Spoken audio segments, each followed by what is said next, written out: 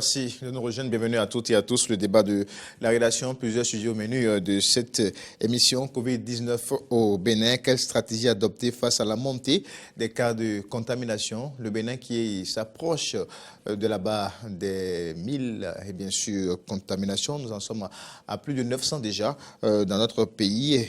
Des cas de contamination qui ont augmenté de façon exponentielle depuis quelques jours. Insécurité routière, recrudescence des cas d'accidents, surtout à Cotonou, avec des camions tueurs qui ont repris du service. Vous l'avez certainement suivi hier, ce cas d'accident au niveau du carrefour Toyota à Cotonou avec 2 morts et plusieurs blessés. Présidentielle 2021 au Bénin, que dit des tractations au sein de la classe politique, aussi bien au niveau de la mouvance que de l'opposition. Il y a beaucoup de débats, beaucoup de tractations dans les coulisses.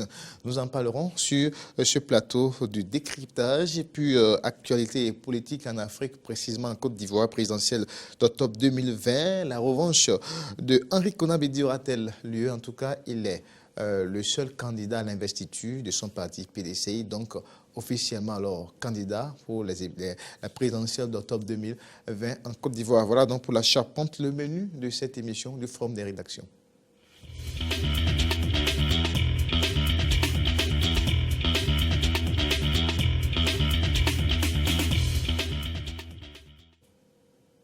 Deux confrères vous fait le débat. Fréjus Seroulan de la rédaction du groupe de presse Eden TV, Diaspora FM, secrétaire de rédaction. Fréjus, bonsoir. Bonsoir Corneille Haïtien et bonsoir à nos amis téléspectateurs de Eden Télévision et à nos auditeurs de la 102.3. En face de vous, notre habitué du club du forum de la rédaction, Hippolyte Dossouanou, DP Nouvelle Élite. Voilà. Oui, bonsoir à ses confrères. Bonsoir à nos amis téléspectateurs et téléspectatrices d'Eden TV et auditeurs et auditrices de Diaspora FM.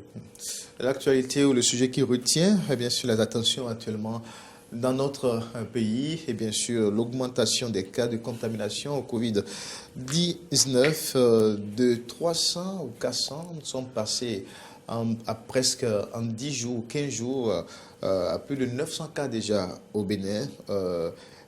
Fréjus et ce en dépit de la sensibilisation, en dépit des mesures prises par le gouvernement pour freiner la propagation du virus, les gestes barrières et puis les comportements, le port de masque obligatoire. Entre-temps, le cordon sanitaire installé qui a été levé il y a quelques semaines. La reprise également avec les activités au niveau des lieux de culte et certaines activités qui ont été entre-temps interdites comme le transport en commun et autres. Fréjus Seroulan, comment expliquer réellement ces cas qui ne cessent d'augmenter depuis quand même plusieurs jours? Eh bien, Corneille Haïtien, vous l'avez dit, le Bénin tutoie la barre des 1000 cas et actuellement nous sommes à 13 compatriotes qui sont passés de vie à trépas. Les raisons probables de cette hausse vertigineuse des cas, il ne faut pas souffrir pour les énumérer. Vous le savez, à l'occasion des élections législatives, nous sommes encore attachés à ces élections, à l'occasion des élections communales. Donc, voilà.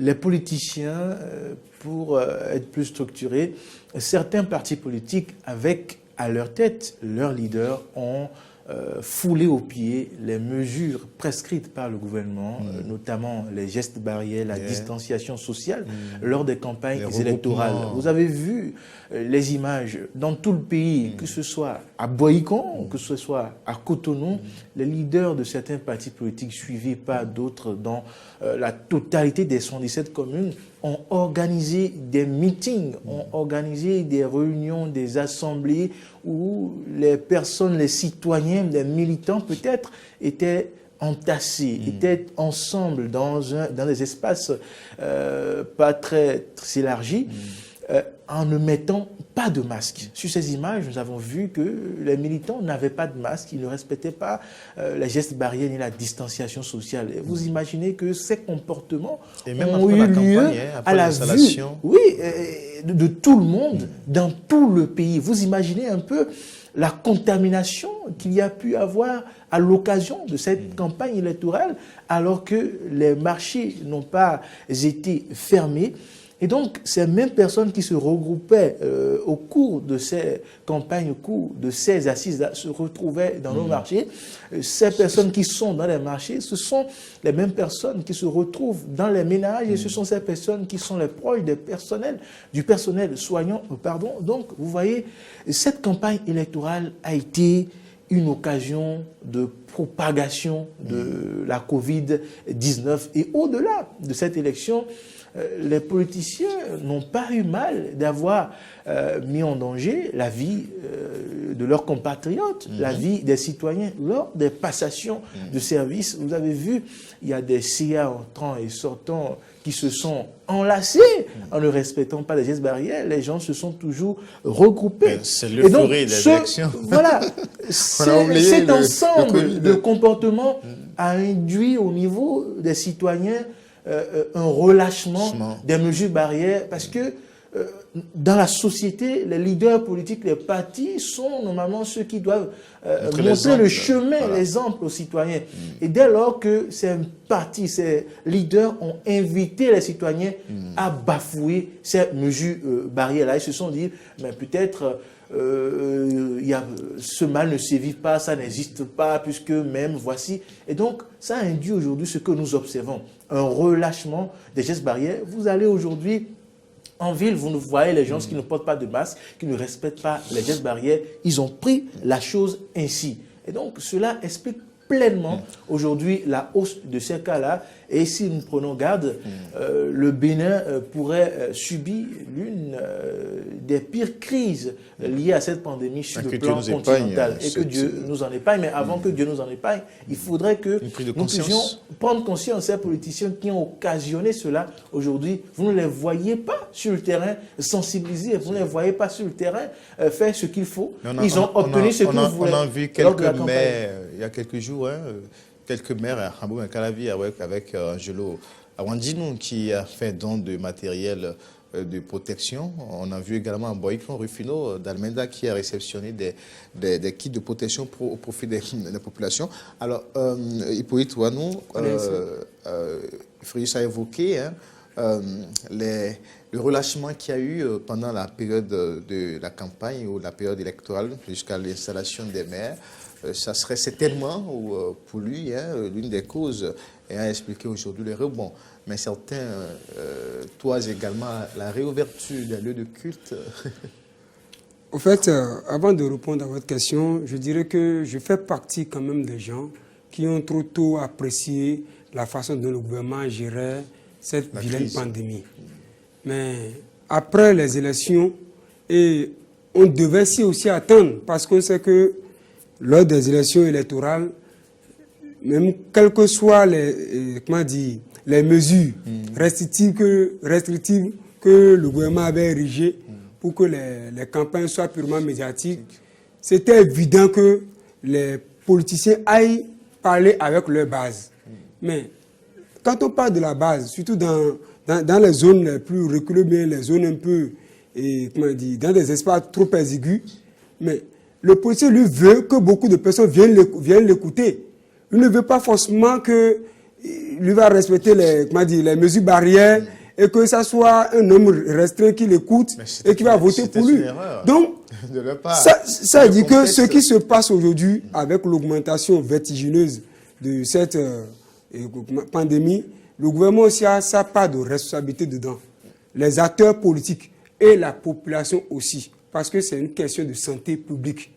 Chaque citoyen a le devoir... Mais quelle est la part du gouvernement selon vous? Non, la part, je l'ai déjà dit. Pris le risque d'organiser les élections. Le risque d'organiser les élections. On pouvait quand même l'organiser de façon différée. Rien ne nous pressait dans le temps, ça il faut le dire. Ce n'est pas... Ce sont les élections communales et municipales. Mais jusqu'à là, nous parlons. Les élections locales, c'est-à-dire les chefs quartiers, chefs de village qui sont là aujourd'hui. Ils étaient élus au même titre que les conseils communaux qui étaient renouvelés, non.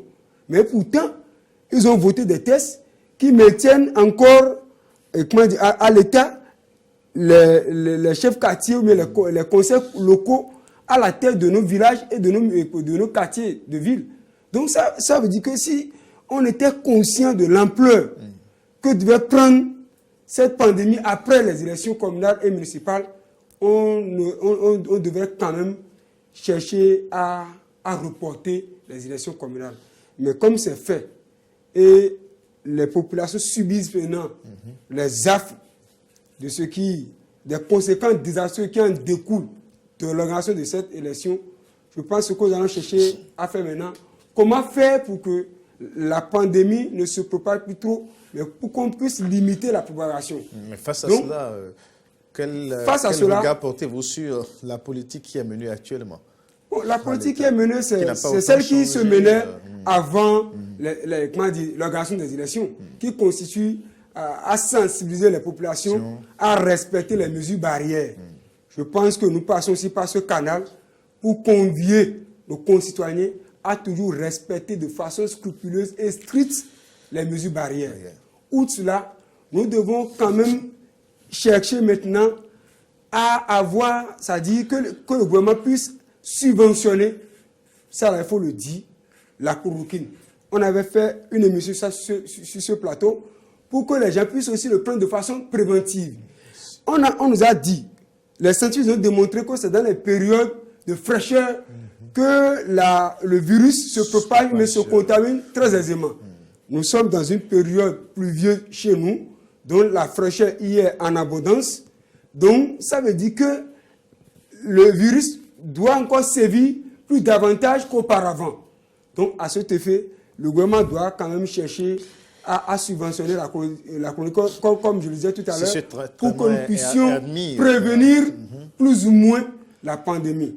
Outre cela, vous l'avez dit tout à l'heure que les églises sont réouvertes. Voilà. Ça, là, on ne m'a pas. Nous sommes des journalistes. Nous aussi, on a fait partie, c'est-à-dire, on a eu à faire des tournées, mais des sorties, pour voir comment les églises arrivent à respecter ces mesures. Sans vous mentir, on peut plus ou moins quand même accepter l'effort qui se fait à ce niveau. Mais par rapport aux conducteurs de nos minibus, comme on a appelé Topa, c'est là où ça ne va pas. Parce qu'un dimanche, j'ai quitté la ville pour la maison. J'ai constaté qu'à ce niveau, les gens ne respectent pas du tout les mesures barrières. Il y a même un conducteur à qui j'ai commencé par donner des conseils pour dire mais qui doit respecter, que ça fait de santé. Il m'a dit que c'est le dimanche que lui doit chercher de l'argent, que de lui permettre de prendre beaucoup de clients. Ça voudra dire quoi? On doit chercher maintenant à contrôler. Est-ce qu'il faut réinterdire à nouveau certaines activités, aller à nouveau à un confinement, refermer les écoles et autres? Parce qu'en Chine, par exemple, ça a été fait. Est-ce que c'est ça la solution? Non. Pour ma part, je ne peux pas accepter qu'on fasse encore un nouveau confinement. Parce que quand on l'a fait, nous savons tous ce que nous avons enduré d'affaires de confinement là. Parce que ça a donné un coup dur à l'économie. Nous-mêmes qui sommes journalistes, on a souffert dans la période. Donc moi je préconiserais à ce que le gouvernement puisse corser encore le contrôle de ces mesures dites barrières là. Ça surtout. Il faut maintenant qu'il y ait une surveillance rigoureuse par rapport à ces conducteurs de taxi, minibus, communément appelés Topa. Ça, il le faut surtout. Et il faut aussi sensibiliser les conducteurs de taxi-moto. Ça, il faut le dire. Parce qu'à un moment donné, les gens prennent les taxi-motos, comme on appelle les émigrants. Donc, à ce niveau aussi, il y a contamination. On remet de l'argent sans prétendre prendre de gel hydroalcoolique pour se frotter les mains, tout ça là. Donc, on sait que le virus peut se transmettre de main à main. Donc, tous ces facteurs, l'État doit chercher quand même là à accompagner tous ces secteurs d'activité pour que nous puissions ne plus trop assister pour les prochains jours à l'augmentation vertigineuse de la propagation du virus. Alors, est-ce qu'il faut changer complètement de stratégie? Parce que sur ces derniers jours, c'est vrai, la méthode est restée la même. Les points de presse du ministre, on appelle à sensibiliser, respecter les gestes barrières. C'est vrai que parfois, les éléments de la police en circulation contrôlent et surveillent pour réprimander ceux qui ne portent pas les masques, les cache-nez et autres. Mais est-ce qu'il ne faut pas innover ou il ne faut pas corser les stratégies vu que les cas de contamination ne cessent d'augmenter dans notre pays? Avant d'aborder la question relative aux stratégies, permettez-moi de revenir sur quelques propos de mon vis-à-vis. Je suis d'accord avec lui quand il évoque une question de mauvaise foi, quand on semble vouloir porter la charge de cette hausse vertigineuse des cas aux religieux. Parce que les églises étaient bien fermées. Et donc, il ne faut pas, comme on le dit chez nous, voir le serpent à gauche et taper le bâton à droite. Donc, les religieux, les religions ne sont pas responsables de cette hausse vertigineuse des cas que nous observons. La campagne, on le sait, a été la cause principale de cette hausse que nous observons aujourd'hui. Oui, mais c'est pas ce qu'il a dit. C'est pas ce qu'il a dit, justement. Non, je dis que je suis d'accord avec lui quand il le dit. Maintenant, il y a une sorte d'hypocrisie. Vous avez vu, quand le gouvernement a décidé d'envoyer les gens, je dis gens parce que je ne sais pas de quelle nature sont les personnes qui ont été envoyées dans les églises pour constater le respect des mesures barrières, je me suis demandé, mais où était ce gouvernement quand les partis battaient campagne en violation des gestes barrières?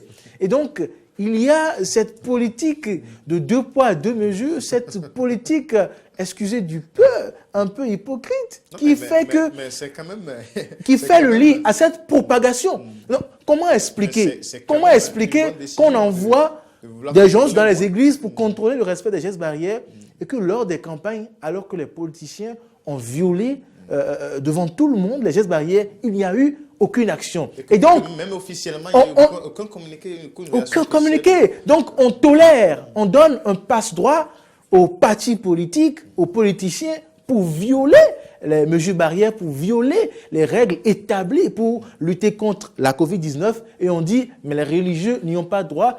Quoi qu'il faut remercier ces derniers parce que les règles sont respectées là. Je tenais à venir sur ce point. Concernant la chloroquine, on nous a dit que la chloroquine a été subventionnée et récemment que les restrictions sur l'achat de la chloroquine ont été levées. Donc sur ces préoccupations, je crois que nous sommes d'accord. Non, combien de Béninois ont les moyens aujourd'hui de s'acheter cette chloroquine-là? Quoi qu'il en soit, on nous a dit que la chloroquine a été subventionnée. Et si vous voulez, on est tous d'accord qu'il faut davantage subventionner. Mais déjà, sur les restrictions, c'était une petite note que je tenais à apporter. Les restrictions ont été levées. Pour revenir aux stratégies dont on parlait, je ne suis par contre pas d'accord avec vous quand vous dites qu'il ne faut pas revenir au confinement. D'ailleurs, de mémoire, il n'y a pas eu confinement au Bénin. Contrairement aux autres pays, le Bénin a adopté une stratégie contraire qu'on appelle le cordon sanitaire, alors qu'il y avait confinement couvre-feu ailleurs. Je crois que c'est le moment pour nous d'expérimenter le confinement. Parce que si nous regardons le poids économique, les conséquences économiques pour dire qu'il ne faut pas aller au confinement et que nous laissons le virus se propager et atteindre la majeure partie des citoyens, l'hécatombe sera pire que les conséquences économiques. On achète, on trouve l'argent, mais on n'achète pas la vie, on ne trouve pas la vie. Et donc, je crois que le gouvernement nous devons aller au confinement et le gouvernement doit prendre toutes les mesures économiques pour supporter ce que cela va induire. Et cela relève du gouvernement. Je ne suis pas d'accord quand on dit que nous n'avons pas les moyens d'aller au confinement. Et les autres pays, est-ce qu'ils ont deux têtes? Les autres pays dont, dans les classements économiques, on voit que le Bénin les dépasse. Mais comment le Bénin n'a pas les moyens de supporter ce coût? Quand on a un gouvernement, il existe pour prendre les engagements, pour prendre les mesures, des menaces qui minent la vie de son peuple. Et ce gouvernement devrait prendre toutes les mesures adéquates pour aller vers ce confinement et supporter les coûts. Je vous laisse la parole dans un instant. Et quand il s'agit d'autres stratégies, je crois qu'il faut aller au dépistage massif et systématique. Voilà. Que toutes les entreprises, que toutes les structures qui ont les moyens dépistent systématiquement leur personnel. Et si le gouvernement peut subventionner les kits, les tests afin de permettre aux entreprises aujourd'hui de dépister le personnel. Le personnel, ce serait salutaire. Dans le monde des médias où la propagation pourrait très vite s'accélérer, quelles sont les maisons de médias aujourd'hui qui dépistent systématiquement leur personnel? Sur ce plateau la dernière fois. Eh bien, dans les hôpitaux aussi, j'ai été dans un grand centre la fois dernière, j'ai été aujourd'hui chez mon coiffeur, j'ai été aujourd'hui dans un garage automobile, mais je peux vous dire que les mesures sont foulées aux pieds comme il n'est pas permis.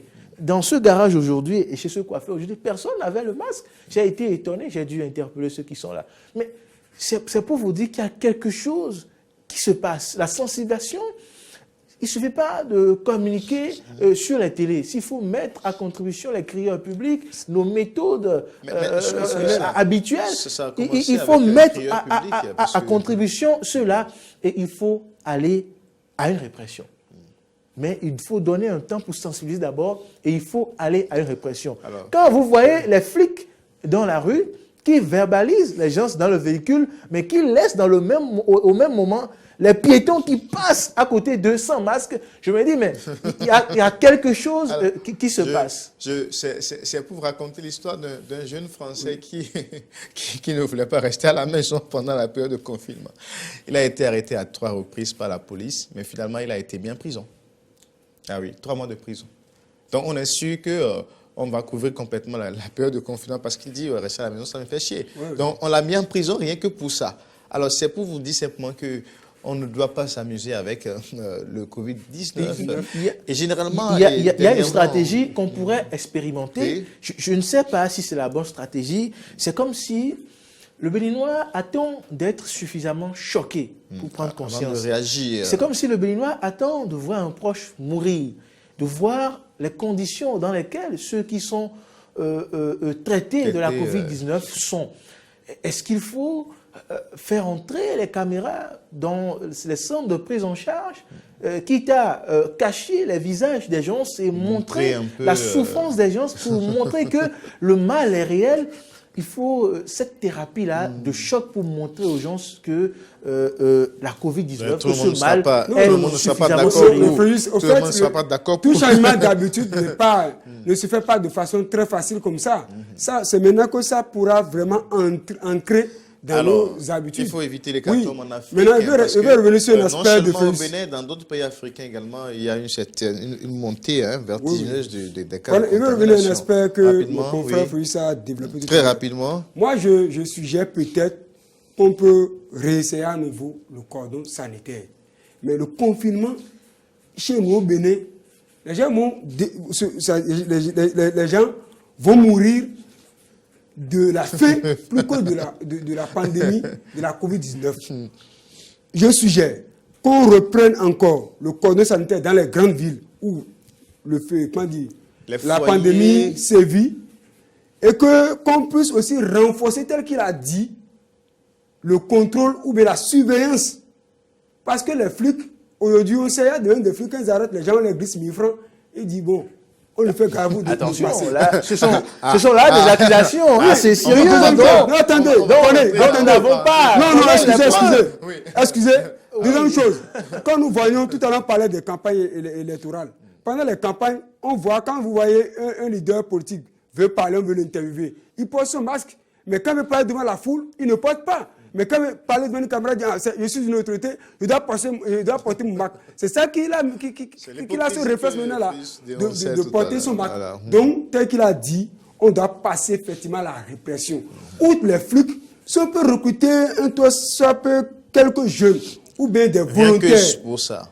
ou bien avoir des contrats avec les organisations non gouvernementales. Vous savez pour pouvoir sensibiliser la population, ne serait pour 2 semaines comme ça, et passer à la phase répressive, proprement dite, ça serait bien. Parce que les flics seuls, ils assurent notre sécurité. Ça les débordait. Maintenant, ils assurent maintenant notre sécurité sanitaire, si je puis parler comme ça.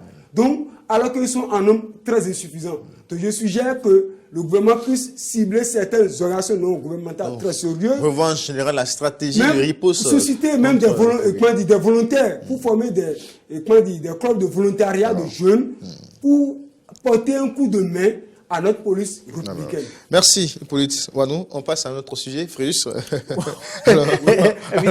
ne pourrait pas conclure ce sujet sur la Covid-19 sans parler des marchés. Dans d'autres pays, on a vu que les gouvernants sont allés vers la désinfection des marchés.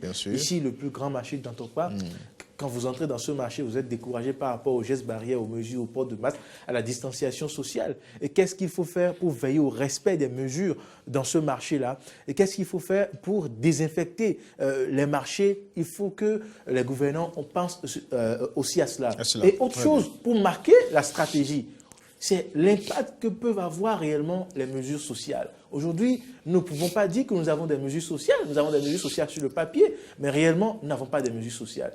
Tout autour de nous, dans les pays de la sous-région, Togo, Côte d'Ivoire, etc., les gouvernants ont supporté... qu'on n'a pas, de mesures sociales. C'est des mesures sur papier. Il y a des mesures prises non, par le ce sont des mesures sur papier qui n'impactent pas.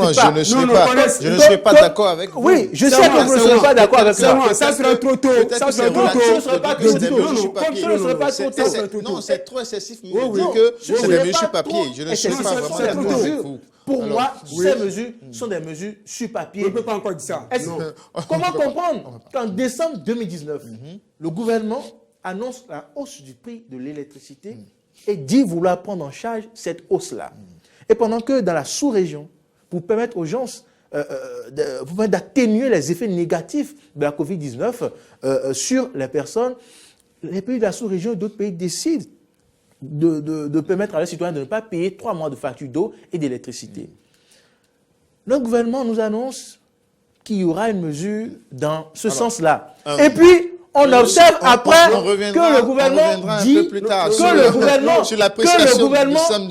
viens de connaître ici, que le gouvernement dit qu'il prend en charge la hausse du prix de l'électricité pour 6 mois dans le cadre de la Covid-19. Juste ça. Donc, vous payez normalement vos factures. Alors que ce même gouvernement avait déjà annoncé en 2019 vouloir prendre en charge la hausse du prix de l'électricité en général. Donc, quelle hausse veut-on prendre encore en charge lors de la Covid-19? Donc, il n'y a pas de mesure sociale. Je suis d'accord avec vous sur ce point. Je suis d'accord avec ce point, mais cela ne nous autorise pas forcément à dire. Mais donc, quelles sont les autres? Quelles sont les autres? Il y a des mesures qui ont été prises envers des entreprises, des PME. Alors,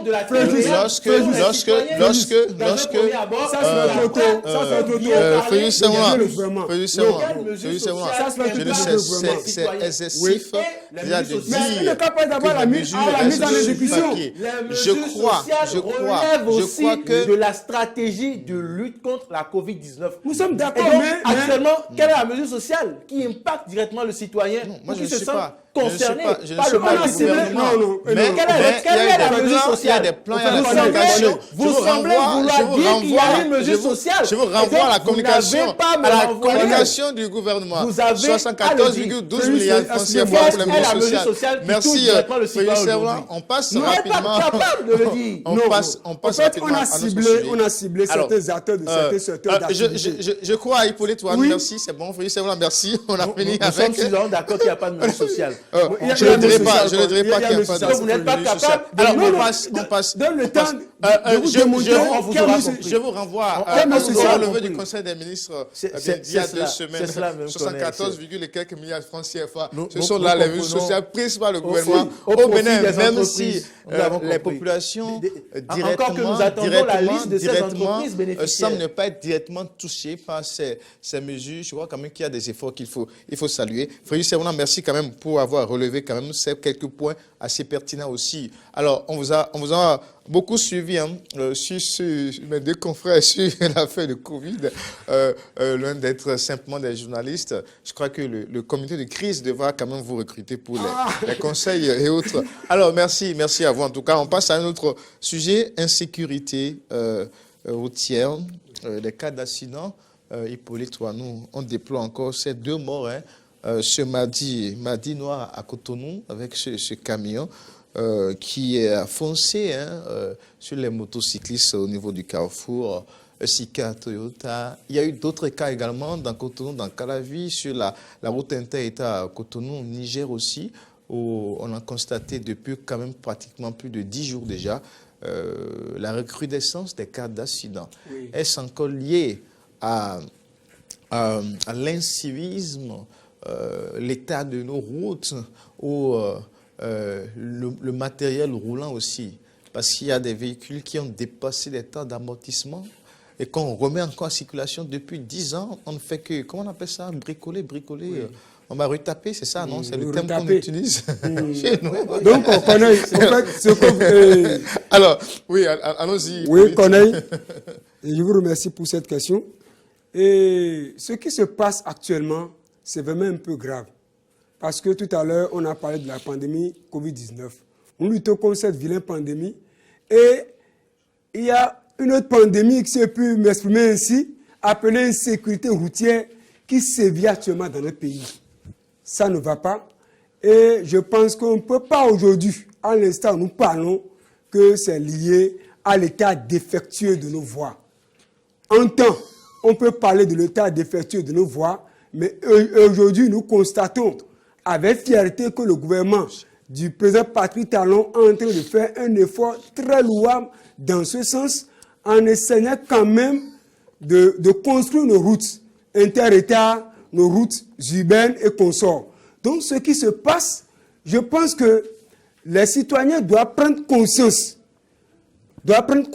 qu'ils doivent respecter désormais les codes de la route. Et ceux qui ont les véhicules, qui ont un certain âge, il y a même des véhicules, des camions qui circulent allègrement, qui ont déjà un siècle d'âge. Tous ces véhicules-là, on doit systématiquement quand même les arrêter. On doit les arrêter. Même quand les véhicules, comme on appelle les viennent de France, viennent d'Europe, viennent au niveau de nos ports, mais les contrôles doivent commencer par s'opérer déjà à ce niveau. Pour voir, mais tel véhicule qui est venu là, en quelle année on l'a fabriqué? Si on constate que c'est un véhicule qui a déjà 20 ans d'âge, 15 ans d'âge, on peut dire, bon, classer ça comme, on peut les jeter, si je puis m'exprimer ainsi. Donc, ça ne va pas. Ça ne va pas. Et l'autre chose aussi, il y a la mauvaise foi des conducteurs. Des conducteurs qui, pour eux, c'est le gain seul qui vise. Ils visent le gain, mais ils ne pensent pas de l'incident que l'incivisme crée au niveau de la population. Regardez le cas que vous avez évoqué tout à l'heure. Ce qui s'était passé hier en plein cœur de Cotonou au niveau du carrefour Toyota, où un camion a perdu le contrôle. Ça veut dire que le camion avait été dans un état très défectueux avant de se mettre en route. Et on sait qu'au niveau de ce carrefour-là, le nombre de personnes qui stationnent en attendant que le feu vert ne s'allume, qui puissent commencer par rouler. Donc ça ne va pas. L'État doit sévir. On doit sévir. Et des véhicules, vraiment, ils sont vraiment fatigués. Et quand ils sont en circulation, à peine ils arrivent même à évoluer. Pourtant, nos policiers, le CNSR, toutes ces structures qui sont habilitées quand même à assainir la sécurité publique là, il ne faut rien dans ce sens. Ça ne va pas. Et quand même, nous allons continuer. On doit continuer du moins par sensibiliser la population. Et le Centre national de sécurité routière doit encore renforcer ses activités sur le terrain. Nous devons les voir à chaque moment, dans les villes. On constate que c'est au niveau des fins d'année qu'ils organisent des activités, des célébrations, on fait les marches, on met les drapeaux, tout ça là. Ça ne suffit pas. Ce n'est pas au niveau des fins d'année qu'il faut organiser des séminaires consorts pour éponger les budgets. Mais il ne qu'à travailler de façon pragmatique pour que nous puissions sentir effectivement que la sécurité routière là soit quelque chose plus ou moins acceptable dans notre pays. Les propriétaires de ces camions-là, vous les connaissez, hein? Parfois, c'est ceux que vous connaissez, hein? Si. Je ne les connais pas. On les connaît. Je suis suffisamment d'accord avec mon confrère, mais il y a des pays africains qui ont pris le risque, d'interdire certains véhicules dans leur pays, des véhicules qui ont un certain âge. Mais parce qu'on a observé que l'Afrique et le Bénin sont un dépotoir pour les pays occidentaux. C'est ça. Quand ils finissent avec les véhicules qui ont 20 ans, 15 ans, on balance ça ici, vous voyez que c'est encore au Bénin qu'il y a des véhicules de 99, de 95 qui circulent, alors que chez eux, ils ne tolèrent même plus les véhicules de 2015. Savez, en 2020, c'est assez dangereux. Je viens connaître. C'est assez dangereux, Mais est-ce que si le gouvernement béninois allait vers cette mesure en interdisant les véhicules d'un certain âge, est-ce que les autres citoyens qui aspirent à avoir quand même une auto pourront avoir les moyens d'acheter les nouveaux véhicules? Ce n'est pas tant évident. Donc, il faudra voir à quel moment, à quel niveau, dans quelle mesure interdit les véhicules d'un certain âge. Je crois qu'il faut plus miser sur les contrôles. Parce que, vous savez, les Blancs, vu leur infrastructure, vu leur manière de chérir le véhicule, un véhicule de 99 peut venir ici en 2020 et être encore en bon état. Bien sûr. Et donc, nous devons accentuer le contrôle sur l'état des véhicules. Comment se fait-il qu'un camion qui, en circulant, balance, dandine et n'a pas de frein, puisse passer devant 1, 2, 3, 4 postes de contrôle de police? Ce n'est pas acceptable. Et restez tranquille. Si vous demandez les pièces de ces camions, de ces véhicules, ils ont leur visite technique à jour. Qui a fait cette visite technique? Il faut qu'on aille vers cette rigueur. Quand les gens sont chez eux, ils n'amènent pas le véhicule. Et parce qu'on a une connaissance, on envoie le livret de bord et on obtient à distance une visite technique sans que les cadres compétents de la CNSR ne puissent vérifier vraiment si ce véhicule a son triangle, a son frein en bon état, a ci et ça. C'est ce qui arrive. Tout est défectueux sur le véhicule, mais parce qu'on a des connaissances, on envoie le livret, on a la visite technique et on circule alors que le véhicule n'est pas en bon état. Et ça vient créer des accidents, des morts. Autre chose, il y a l'incivisme de ces conducteurs. Mais, mamma mia, c'est-à-dire, quand je veux rentrer chaque soir, je suis dans un tournant un peu bizarre vers l'église Saint-Louis, Belibéla. Quand vous voyez les camions rouler dans ce couloir et à vitesse, vous vous demandez, mais celui qui conduit, qu'est-ce qu'il a dans la tête? Il faut attendre qu'un camion ramasse les gens là pour qu'on crie. Mais qui sont à ces postes stratégiques là pour évaluer la vitesse? On nous a parlé il y a un temps d'appareils pour mesurer la vitesse. Où sont ces appareils? Pour mesurer la vitesse. Personne, vous les voyez, ils sentent le matin l'alcool. L'alcotest, c'est où? Ça dit qu'il faut aller pas à pas à ces mesures. Premier niveau, le contrôle doit être plus rigoureux à la CNSR. Il ne faut, sinon, au CNSR, au centre, on dit, au CNSR, il ne faudrait plus qu'il y ait du laxisme à ce niveau. Tous les véhicules qui veulent obtenir une visite technique doivent aller dans ce centre-là pour qu'on vérifie effectivement. Quand le policier voit qu'il y a un véhicule qui n'a pas de pneus, qui coule juste et qui est chargé, il doit pouvoir arrêter ce véhicule. Il faut que nous puissions aller vers cette rigueur. C'est ce que les citoyens attendent des gouvernants. Oui, il y a aussi un phénomène que nous constatons aujourd'hui maintenant, l'arrivée de nos tricycles appelés Kloboto. Qui sèment de la zigzanie de la circulation. Ces fameux Kloboto, vraiment ça ne va pas. Ils ne respectent rien, ils ne maîtrisent rien. Les conducteurs de ces tricycles ne maîtrisent rien le code. Comment dire? Il faut un permis spécial. Donc, il faut un permis spécial. On doit corser tel que le disait. Il faut un permis pour le type de véhicule. C'est quoi? Le contrôle à ce niveau, il faut renforcer le contrôle à ce niveau. Deuxième chose, l'État doit chercher maintenant à avoir une heure de circulation pour les gros. Mais ça existe seulement. L'arrêté, si je m'abuse, existe. Mais ce n'est pas appliqué. Voilà, deuxième chose, ces véhicules, aujourd'hui, ces véhicules que nous voyons qui sont vétustes, non seulement polluent l'environnement, mais créent aussi la pollution sonore.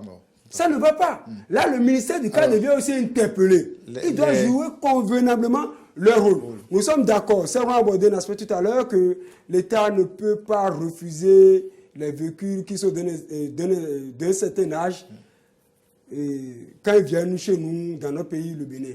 Mais je suis d'accord que notre budget est essentiellement fiscal. Mais à part tout ça, là, les dégâts que cela ça crée, mais c'est l'argent du contribuable qu'on prend encore pour les réparer. Il vaut même prévenir que guérir. De la prévention passe par... Ce que j'ai dit, c'est assez clair. Parce que tous ces véhicules-là ne sont pas dans le même état. On a connu des régimes dans ce pays qui ont rabaissé les taux les frais de dédouanement. Donc nous suggérons quand même à nos gouvernants, à l'actuel président de la République, de tout faire en tout cas, moi, quand même pour revoir me... un tant soit peu les montants de dédouanement pour que les véhicules puissent être accessibles à la masse. Ce qui me gêne là, ce sont ces ferrailles du 18e siècle, 19e siècle qui circulent toujours. Oui, vous allez voir les camions gros porteurs là, les camions qui chargent là, du charbon et autres là. Ceci est grave même. Vous allez voir des camions, on est obligé d'augmenter la taille ou la largeur de la remorque derrière. Ce n'est pas conçu comme ça, mais on est obligé d'augmenter ça pour charger. Et quand vous avez ces camions-là, vous avez peur de rester dans les... Alors, moi, je trouve quand même qu'il sera normal et très bien pour la population, pour notre sécurité, que cet tas de ferraille-là soit complètement évacué de la ville. Si, complètement. Absolument. Ça, parce que vous allez avoir des véhicules, c'est vrai. vous demandez, c'est des véhicules qui ont plus de... Ce sont des tas de ferraille. Oui, qui ont plus de 30 ans, plus de 50 ans de vie. Et chaque fois, oubliez les camions. Quand nous prenons le taxi qu'on est à Iché pour aller au village, vous savez bien, il y a des véhicules. Oui, c'est vrai. Vous entendez, il n'y a pratiquement rien dans le véhicule. On entasse les gens comme des sardines dedans. Et quand il y a accident, toutes ces personnes peuvent... Je me suis arrêté à ce que tu étais au fond le taxi pour aller dans notre village commun. Mais quand vous voyez le chauffeur se débattre avec la vitesse, je lui ai dit d'attendre. Je suis descendu. Ça n'a pas de portier. Mais non, il faut que les citoyens aussi... Voilà, les citoyens aussi doivent être soucieux de leur bien-être, soucieux de leur sécurité. Vous entrez dans une portière, on vous demande de garder la portière. C'est pas possible. Vous devez refuser de sortir. Il faut descendre. Oui. Et tout ça passe devant les forces de sécurité. Oui, il faut aussi des numéros verts pour dénoncer des cas d'espèces. Si je suis en circulation, peut-être je quitte Carrefour Marina pour Kounou, et je constate que c'est un camion peut-être vétuste, que je vois que si jamais le frein le lâche, là, ça va créer des problèmes, que j'allais ce numéro vers là, pour signaler ça automatiquement, pour que la police puisse venir la raisonner. En tout cas, tout ceci, on laisse ça à l'attention de nos autorités. Si. Elles écoutent et elles suivent réellement également ces émissions, la sécurité pour tous. On évolue au plan politique. C'est vrai que ça va paraître un peu bizarre de nous entendre évoquer certains sujets, que nous sommes à 10 à 9 mois de la présidentielle de 2021. Ce qui est bizarre, Corneille, c'est que déjà, on ne parle pas assez de cette présidentielle. Justement. Parce que dans le pays, les États qui se respectent, c'est déjà à 1 an, à 2 ans que les potentiels candidats sont connus, que les actions se mènent. Mais dans les pays africains, par peur de zigouiller les concurrents, personne n'ose très tôt dire qu'il est candidat. Mais oui, parce que très tôt, la stratégie est connue. En Afrique, la sentence de 20 ans de prison pour les potentiels candidats, la sentence est connue. Et donc tout le monde se dit, il faut attendre un peu que nous soyons proches de la période avant de dire que tel ou tel est notre candidat, parce qu'il pourrait faire un tour à la criette, faire un tour au TPI ou en exil. On a vu récemment avec Guillaume Soro en Côte d'Ivoire. Je ne vais pas parler du Bénin. Non, c'est une pandémie qui est partie du Bénin et qui se généralise. Le Bénin, des élèves, on l'avait dit ici une fois. Depuis la conférence nationale. 2021, c'est dans 19 mois. Bon, en fait, c'est dans quelques... 6 mois, 5 mois, mais pour la présidentielle, c'est dans à peine 9-10 mois pour la présidentielle. Disons la présidentielle, c'est 2 mois. Alors Frédéric, c'est vrai qu'il y a beaucoup de tractations. Alors nous sommes, que ce soit au niveau de la mouvance, que de l'opposition. On a suivi sur les réseaux cette semaine certaines candidatures, même si officiellement, le candidat ne l'a pas encore confirmé. Oui, on a suivi, on a lu un peu. À quoi riment toutes ces tractations? Déjà, vous avez parlé de tractations au niveau de la mouvance et de l'opposition. Il n'y a pas tant de tractations au niveau de la mouvance. Parce que la mouvance a son leader. La mouvance a son leader, la personne de Patrice Talon. Et vous voyez déjà les stratégies de communication qui sont mises en place pour susciter sa candidature. Absolument. Patrice Talon a pris le goût du pouvoir.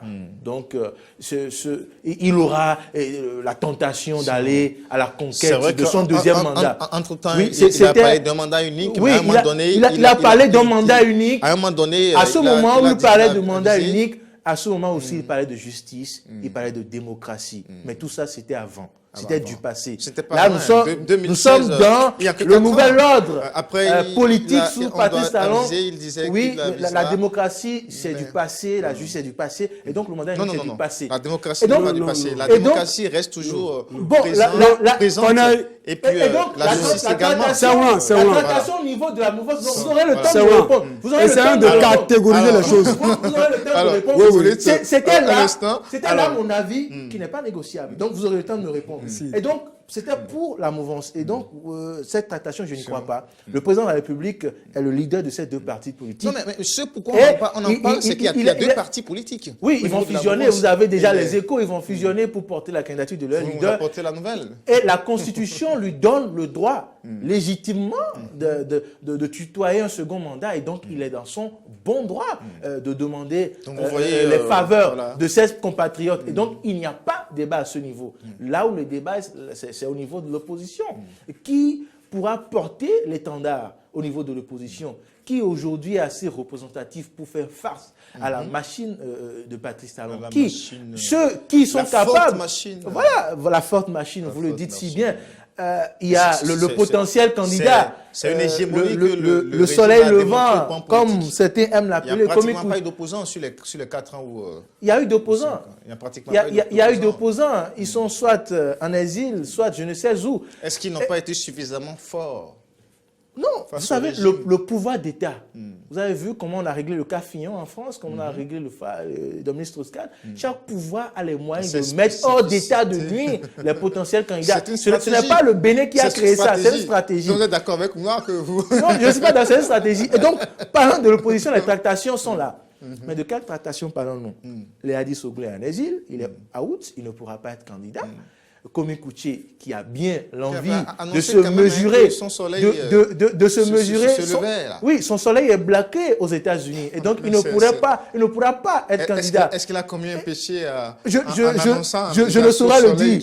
Et aujourd'hui, à l'intérieur, qui pourrait être candidat? À Zanaï, vous avez vu déjà lors des élections législatives communales qu'il y avait quelques difficultés à s'accorder autour de sa personne avec les autres leaders de l'opposition. Donc, ce n'est pas évident. Qui d'autre? Voyons-nous. Soglo ne pourra pas. Non, Paul Rompert, nous savons, il a dit, nous sommes ligotés. Paul Rompert est d'une autre opposition constructive et en collaboration avec l'opposition que nous avons. Aujourd'hui, la FCBE, là. La FCBE. Pourquoi vous parlez d'opposition? Vous parlez d'autres catégories d'opposition. Qu'est-ce qui vous fait? Non, aujourd'hui, il y a une opposition qui converge vers les actions gouvernementales. Une opposition qui a des couleurs. Une opposition qui a des couleurs du nouveau départ. Je n'arrive pas à percevoir le fond de vos... Vous savez ce que vous dites. En tout cas, quand vous lisez dans les analyses... Il faut une vraie opposition. Oui. Il ne faut pas une opposition de plaisantin. Voilà. Il faut une réelle opposition, pas ce que vous dites là. Vous lisez les analyses, vous lisez les journaux, vous lisez les leaders, vous voyez qu'il y a une cohésion qui est en train d'être faite autour du professeur Frédéric Joël Aïvo, qui, depuis l'avènement du nouveau départ, n'a de cesse de prendre des positions assez critiques pour relever les failles de la gouvernance de Patrice Talon et proposer à chaque fois les solutions pour corriger ce qui a corrigé. La question donc, que je vous pose très tôt, il y a une unanimité qui est en train d'être faite autour de cette personne et c'est ce nom qui davantage émerge au sein de l'opposition aujourd'hui pour porter... Vous voyez l'opposition porter également... Les prochains jours vont nous édifier. Il est très tôt aujourd'hui de jurer sur quelque chose. Ce qui est sûr aujourd'hui, la personne qui pourra porter les couleurs de l'opposition et qui n'a pas Maya parti avec la justice, qui ne pourra pas être très tôt envoyé à la criette et autres. C'est cette personne-là dont le nom émerge. Nous allons voir dans les prochains jours ce qu'il en est. Avec son ancien parti, le PRD, qui reste un parti satellite de la mouvance, qui a refusé de faire l'opposition. La carte politique comment le pont sera fait entre ce PRD qui a refusé l'opposition et ces vieux alliés de l'opposition pour cette candidature, ça reste encore des équations. Le paysage politique sera redéfini dans les prochaines semaines et nous aurons l'occasion de mieux apprécier les positions, les postures, pour apprécier, faire les analyses politiques, pour apprécier un scientifique bien connu, un constitutionnaliste bien connu, a-t-il réellement le poids politique nécessaire pour faire... Bon, Joël Aïvo, comme le disait tout à l'heure, c'est Je sais que la question reviendra assez Oui, en fait, c'est un universitaire bonté et qui opine sur les sujets d'actualité, qui donne ses points de vue, souvent. Mais Joël Aïvo, au plan scientifique, c'est un bon élément, si je puis m'exprimer ici. Mais au plan politique, que serait-il? Là, la question se pose à nous. Je ne voudrais pas répondre forcément à cette interrogation. Je laisse les prochains jours nous édifier davantage. Mais bien avant ça, je vais revenir à votre question tout à l'heure que vous avez posée à mon confrère Serwan. Je dirais que ce qui se passe actuellement, on ne saurait parler convenablement de tractation politique. Parce que, au niveau du pouvoir en place, est-ce que Patrice Talon va revenir ou pas? On ne sait pas. Si Patrice Talon devait être respectueux de la parole que le même a prononcée en 2016, je pense que nous ne pourrons plus croire à sa candidature. Il a dit certes qu'il avisera le pouvoir corrompt du tout. Mais sa dernière visite à Washington, aux États-Unis, quand la je suis question a été d'accord. posée, il a pu parler de son bilan. Il a dit qu'il s'intéresse, c'est son bilan qui va tout Je suis d'accord, d'accord. Mais alors nous parlons.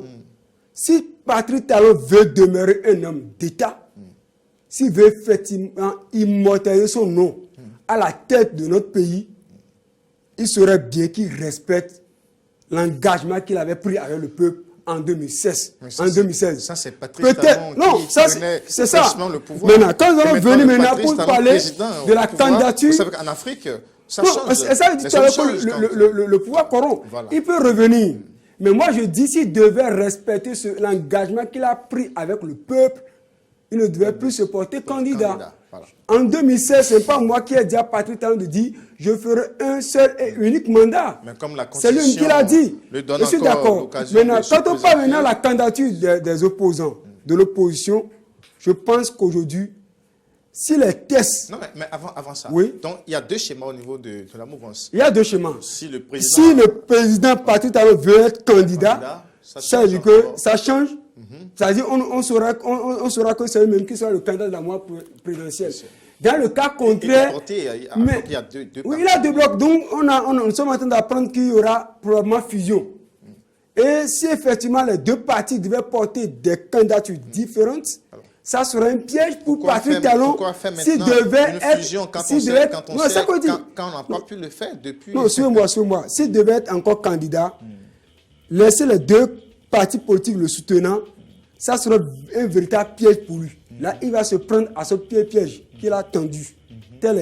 On dirait tout simplement, tel est prix qu'il pourrait prendre. Il faut forcément la fusion s'il tient encore à revenir au pouvoir pour que la candidature de la mouvance soit unique.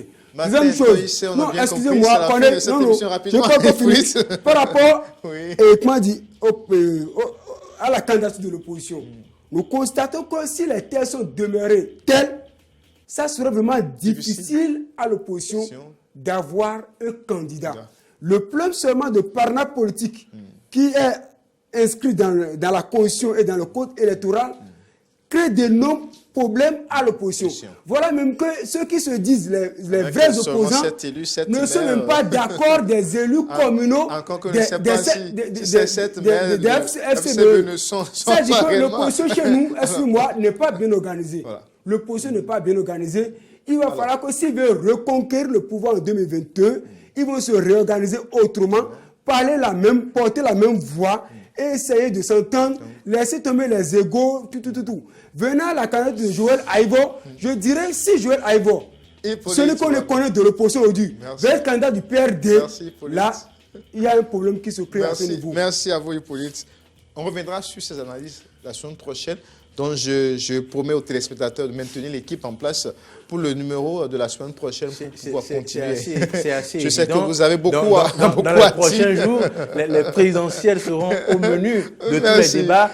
Joël Aïvo sera au menu pour ce débat assez intéressant. Et merci à vous, Fréjus. Merci également à vous, Hippolyte. Merci à tous les téléspectateurs et de télévision. C'était le forum des rédactions. Martin Toyesse, Chimène Claudia Dossou, Denis Maroya, Igor Ntondi, toute l'équipe de rédaction vous remercie pour l'avoir suivi. Au revoir.